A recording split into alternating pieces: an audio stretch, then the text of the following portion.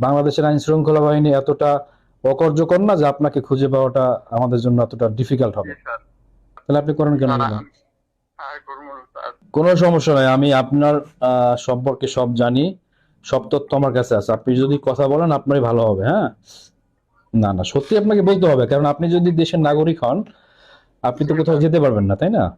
জি sir. জি আপনার sir. নাম, ঠিকানা, আপনার কোত্থেকে টাকা আসে, কত টাকা আসে, কোত্থেকে লেনদেন করেন, কিভাবে টাকাগুলো আনেন, সবগুলো আমার হাতে এখন।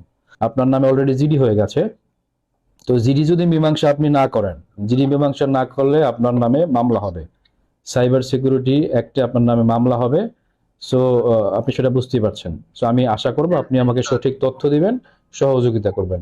আচ্ছা, তাহলে এখন তো বললেন আপনি গেমস খেলেন। আমি যদি আপনাকে একটা কথা বলি যে আপনি ইতালি প্রবাসী এক ভদ্রলোকের আইডির সেম আইডি খুলে আপনি মানুষকে ইতালি নিবেন বলে টাকা পয়সা নিচ্ছেন। আমরা এমন ধরনের আইন শৃঙ্খলাই চাই যেখানে পুলিশের কোনো বাধা থাকবে না সন্ত্রাসীদেরকে খুঁজে বের করতে।